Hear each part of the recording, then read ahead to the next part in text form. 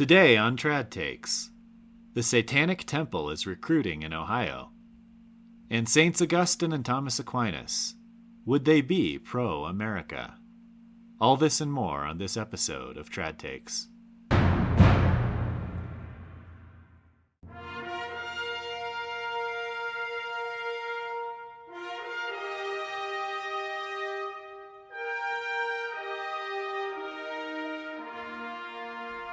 Welcome to episode 2 of Trad Takes, hosted by the Traditionalists. I'm your host, Eric Kosovich, and thank you for joining me again this week. If you like what you hear, please like and share, and even if you don't like it, consider subscribing to the Traditionalists, and make sure to ring that bell. All of the shows hosted by the Traditionalists are very unique and different from one another. At least one of them might be enjoyable for you. We'll start off today like we do every week, by reading my favorite comment on last week's video. I'm actually going to read a couple of comments, each one coming from a different angle on the RFK Jr. topic. So from JJOK6368. Good show all around, Eric. Lots of interesting information. Especially glad you pointed out RFK's background and positions. We shouldn't trust him. Let's hope the Senate gives him a thumbs down. Thanks, JJ. I appreciate that. I'm actually surprised I didn't get more hate, I guess, on the RFK comments. It was sort of nice to see, surprisingly nice, that most people are not, well, most people who are commenting are not all fully aboard the RFK bandwagon. Now, that said, I did want to share parts of a comment from CTAB3253. CTAB says, I'm praying that RFK Jr. stays in his lane about food and health. Healthcare is a different issue. I think there is enough pushback that his ideas on government-provided care will not gain traction. He had said in the past that if Americans were healthier and taught to live healthier, that the cost of care would go down. Let's hope he is right about that. I'm definitely not a fan of excess regulation, but I think that the FDA and Big Food need some regulations.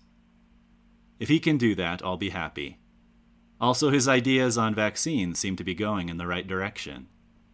I haven't heard every opinion he has, so I wouldn't try to defend them all, but overall I like his direction. God bless and good show. And a celebration emoji. Thank you, CTAB. Thank you for commenting and disagreeing with me nicely. That's the type of discussion I think we should have more, not only in political circles, but potentially more social circles in general. So yeah, of course I agree that some industries require regulation, and food and pharmaceuticals are certainly among those that need it. Here's the thing though, the FDA is a regulatory body. The FDA's purpose, as stated in its title, is the regulation of food and drugs. So regulating the FDA is really like multiple layers of regulation, sort of like regulation inception. What I think would be better would to be drastically reducing the size and scope of the FDA and returning their focus to actual food and drugs. That's what they should be regulating in the first place. The reduced size and scope of the agency would also allow the free market, and therefore we, the consumers, to better determine which food and drugs win out. So doing that type of change that I think would be the best thing to do, sounds like something that would be better accomplished by someone who is for small government or common sense, not the autocratic, depraved, and in many cases, just straight up crazy, RFK Jr. So yeah, RFK seems to be a blind squirrel that has found a nut or two. Right? Not everything he says is wrong, but most of the things that he has done in his political and social past have not been good. So let's not put that blind squirrel in charge of the nut basket. We'll see what happens. Hopefully, as JJOK said, the Senate gives him the thumbs down.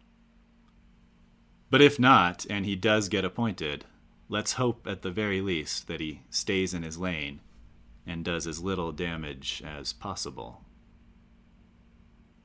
Thank you both for the comments, and thanks to everyone who commented. Even if I didn't read it, I still appreciate it. And let's keep the comments coming so that we have more of this type of discussion next week. All right, now on to the news. We're going to start in the great state of Ohio. The headline is, "In Ohio, Lessons from Satanic Temple Offered as Bible Study Alternative." So a little background here. Ohio passed a state bill, which is actually a good bill. It's called a Religious Release Program, in which students can be excused from school to attend an off-campus course on religion. It was pushed, I guess, by LifeWise Academy's Bible study program, right? A Protestant group that wanted children to have the ability to learn religion as a part of their curriculum, and so can take time off of their public schooling to do so. But as a wise professor from Oxford once said, "Evil cannot create anything new. It can only corrupt and ruin what good forces have invented or made." And nowhere is that more evident than in this story. I'm going to quote from the article, which is from National Review. "Leaders of the Satanic Temple insist that the initiative sprung up from the wishes of parents. One mom, Betty Ellswick, expressed her desire for a wider range of options. Quote, "We wanted to make sure that we had a program that was teaching compassion and empathy and also inclusion," Ellswick said. Several parents had expressed concerns about their kids coming home and being bullied or made fun of and teased for not participating in the other programs in the area. "It is not to push a religious agenda. It's just to have an alternative," she added. So an alternative to Bible study are lessons from the Satanic Temple. That makes a lot of sense.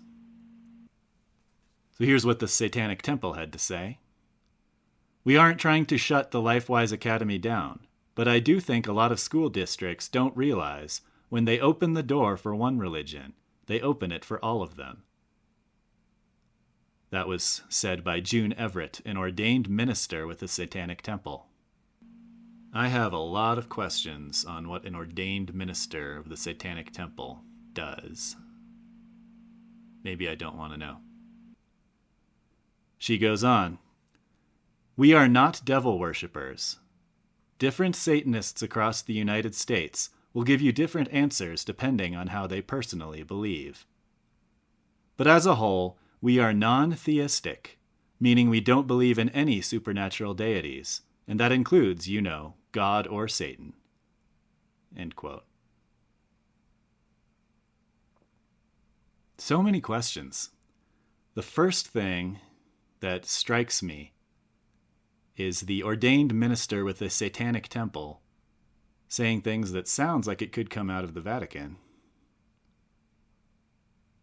When you open the door for one religion, you open it for all of them. That sounds very ecumenist, doesn't it?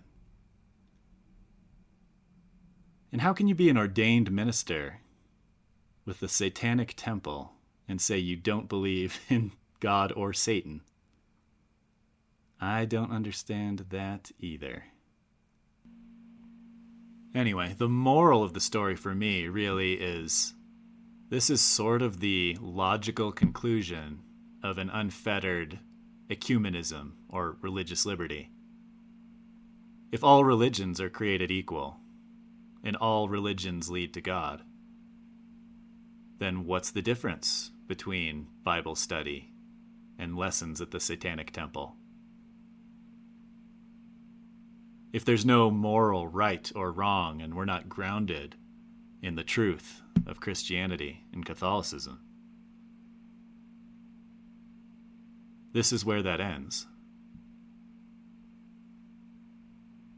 And it also shows that, again, like J.R.R. Tolkien once said, evil is very good at corrupting things, even the things that started, like this law in Ohio, with the best of intentions. So I don't know where this will go. I don't expect that many Ohio students are going to be signing up for lessons at the Satanic Temple. But I did think it was an interesting piece. All right, next up, Trump suggests reverting Denali to Mount McKinley. So for those who don't know, Mount McKinley or Denali is the tallest mountain in the United States, starting at sea level anyway. I think it stands somewhere at the 20,000 foot level. Yeah, here we go. 20,310 feet. The natives in that area, the Koyukon people, called it Denali, meaning the tall one. But when in 1896 a gold prospector discovered it, he called it Mount McKinley in support of then presidential candidate William McKinley. And that's how it was recognized in the United States for over 100 years. But then in 2015, President Barack Obama renamed it back to Denali. He was on some climate conference thing, and that was the highlight, was renaming Mount McKinley back to Denali. And now here we are, 10 years after it was officially changed to Denali, and Trump is now talking about changing it back to Mount McKinley. I have some quotes from Trump here. I'll try to do a decent impression. McKinley was a very good, maybe a great president. They took his name off Mount McKinley, right? That's what they do to people. Now, he was a great president, a very good president. At a minimum, he was a very good businessman. He was a businessman, then a governor, a very successful businessman. And that's one of the reasons that we're going to bring back the name of Mount McKinley, because I think he deserves it. I think he deserves it. So this one, I don't really know what to think. At some level, I dislike the idea of tearing down names like Mount McKinley and replacing them with indigenous ones just for political showboating. But on the other hand, it was called Denali before Americans took ownership of it, so to speak. And I think there's something to be said for not continuing the escalation of the back and forth. Like, is this going to be the new presidential mandate that every time a Democrat gets in, they rename it Denali, and every time a Republican gets in, they call it Mount McKinley? At some point, I think you just decide that this isn't the most important thing, and we just leave it Denali and focus on actual things that matter. Now, that said, Eric in his 20s was pretty PO'd about the renaming of the tallest mountain in America. So maybe it's just age that's caught up with me and made me more mellow. I don't know. Either way, I thought that was a funny story. We'll see if it happens. Like I said, if it happens, fine. If it doesn't happen, fine. I really don't have skin in the game.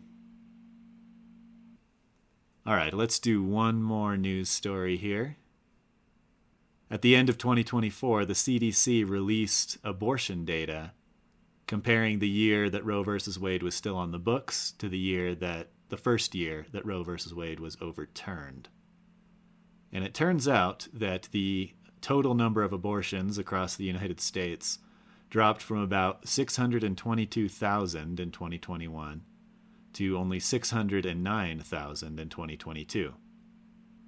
I say only 600,000 babies murdered. And so while that's a drop of only about 2%,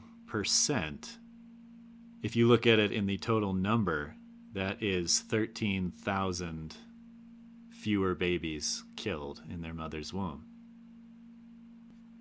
I think this really comes down to a glass half full or glass half empty sort of perspective. There's a part of me that wants to say, well, we hardly even made a dent. And then there's a part of me that looks at 13,000 lives saved. Can you imagine anything else we could do politically where we save 13,000 lives per year? I mean, that's like Nobel Prize type of stuff. So those of us in the pro-life movement, which hopefully is most everyone listening to this podcast, We have to keep that in mind. Take these little wins as they come. We see that after the dismantling of Roe versus Wade, that, as the Republicans say, send it to the states, hasn't exactly worked out very well. You have some states, like Florida, that successfully pass these heartbeat bills and keep them. But then you have some states, even red states, like Ohio, which vigorously and sort of overwhelmingly from a political standpoint vote down these anti-abortion laws. And it gets really easy to just say, well, it's a hopeless cause. This isn't something that we should be spending our time on because it's a losing battle. The majority of the U.S. population thinks abortion should be, at least in some forms, legal. But we have to remember where we were just a few years ago, when our country formally had protections across all 50 states for abortion up to the moment of birth. And so even though a lot of these state battles have been disappointing or depressing even at some level, we're in a better place now than we were even 3-4 years ago.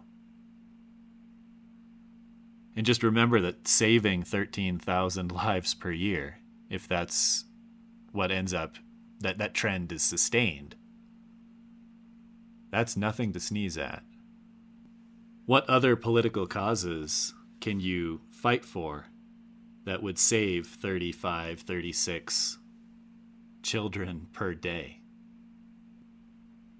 And for all of my problems with the current Republican Party, including and sometimes especially Donald Trump, I can take a lot of comfort in knowing that, at least in this, they got it right. Now, their rhetoric, especially in this past election cycle, hasn't been great. They give it back to the states as sort of the cop-out way to skirt around the issue, really. And in general, I'm a give it back to the states type of guy. Education, economic decision, almost all power, I think should be given back to the states. But the federal government, constitutionally, not even morally, which is obvious, but constitutionally, has the responsibility to protect the life, liberty, and pursuit of happiness of its citizens. And what are we talking about with abortion, if not the life part of that? So in general, smaller federal government is better. But in the case of abortion, it may be controversial in some circles, but I don't think it's controversial here to say that the traditional approach would be an anti-abortion mandate across all 50 states coming from the federal government. Or at the very least, all of the states should each have their own anti-abortion, anti-murder mandate, and any that try to get an exception to that should be slapped down. So now I officially cannot run for office in the next 100 years. But again, myself being the glass half full person, I truly do believe that, I don't know how long it'll be, but 100, 150, 200 years from now, we'll talk about abortion like we talk about slavery. We'll look back and say, how did we allow that to happen? How was a majority of our populace okay with this? And I say we, I just mean Americans, not even traditionalists. So this piece was good for me to kind of see the silver lining in the current abortion debate in the United States. That yes, post Roe versus Wade being overturned, a lot of our battles have been lost, at least temporarily. But ultimately, saving 13,000 babies a year, and hopefully that trend not only continues but increases, is a good thing. And someday soon, God willing, our wonderful country can be rid of this scourge of abortion. That sound means it's time for the Interesting Reads segment. As you all know, this segment is where I talk about an interesting topic or a historical fact or anything else that I came across while reading.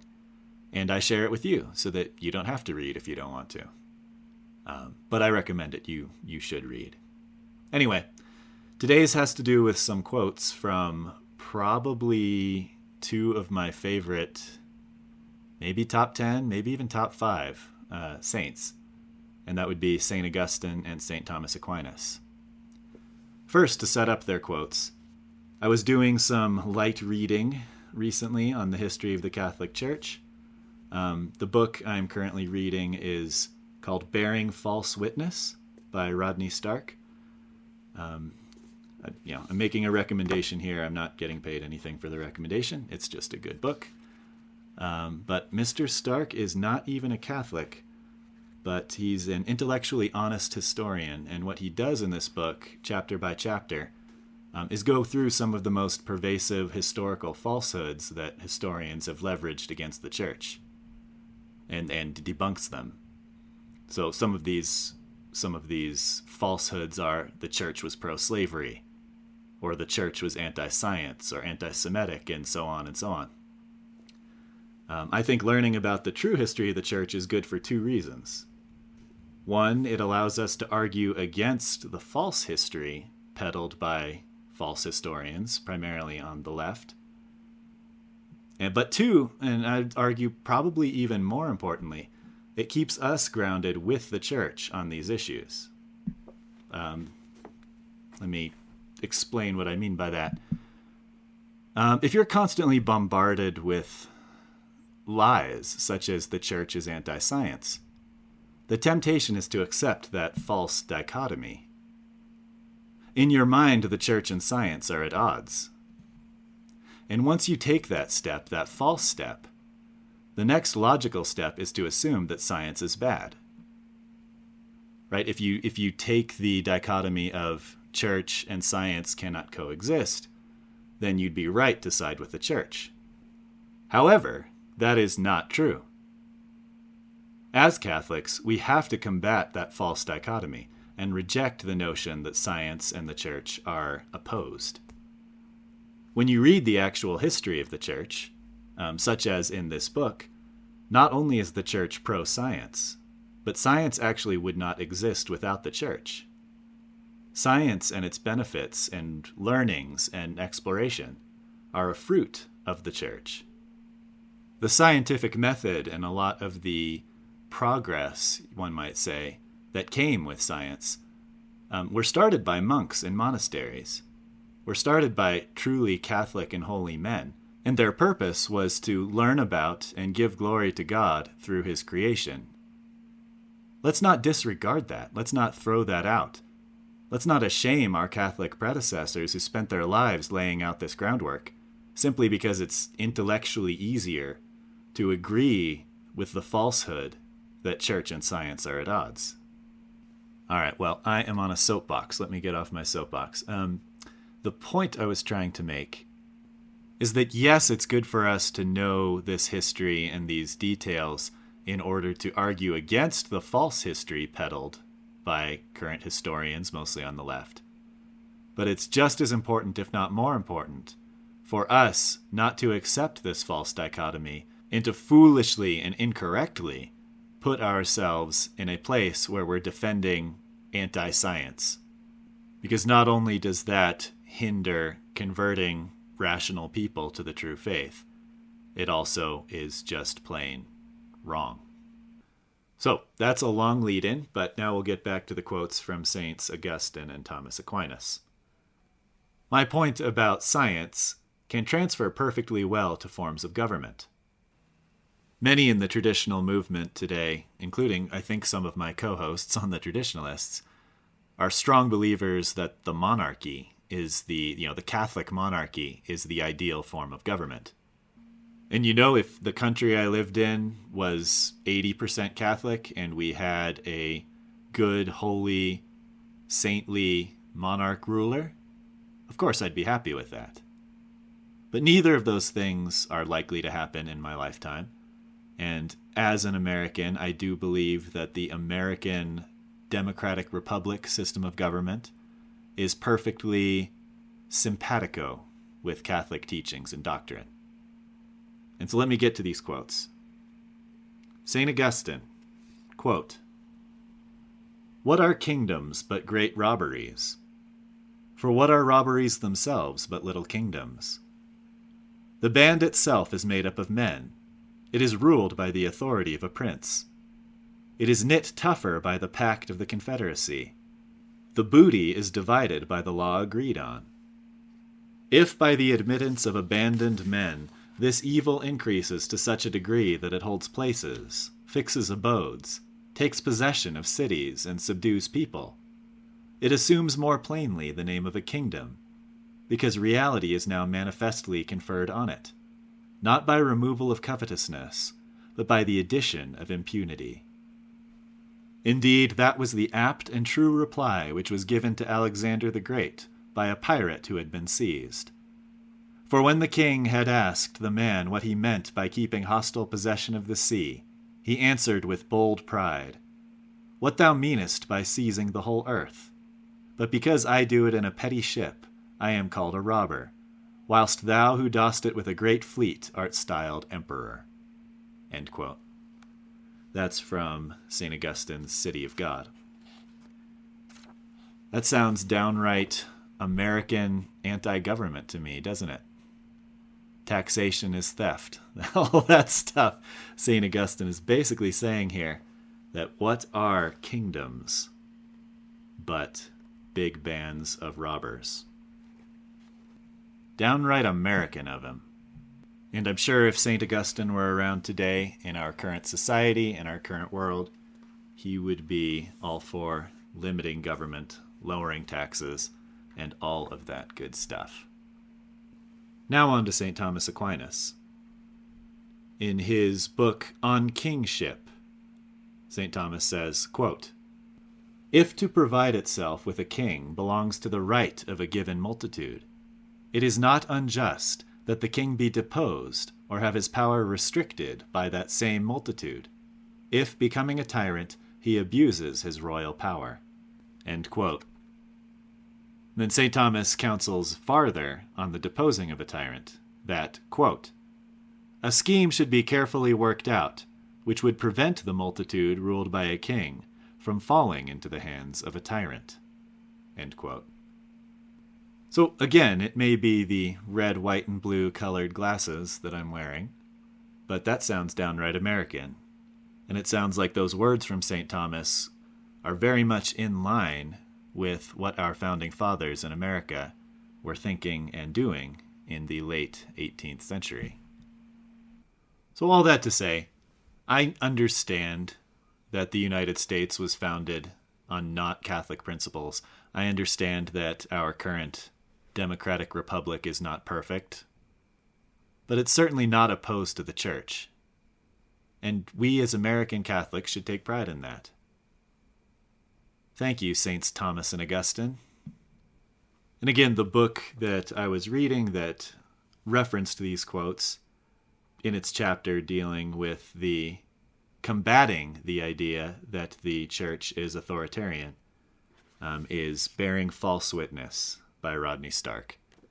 Again, I don't get royalties. This isn't a formal recommendation. I just think it would be a good book for anyone who wants to understand and learn about the true history of the church. This is a great place to start. And hopefully Kevin Davis, who has also been reading this same book, and I are going to do a series or maybe a single video, depending on how much time we have, on each of the chapters of this book. That's how good it is. So keep your eyes peeled for that. Hopefully we can make that happen.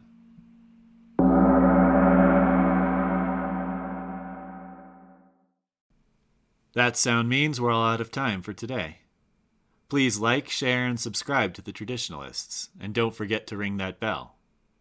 And spread the word, whether for my show Trad Takes or for any of the other shows hosted by the Traditionalists. Remember to leave a comment. It might well be the one I pick to read and react to next week. This is Eric signing off. God bless you all, and God bless these United States of America.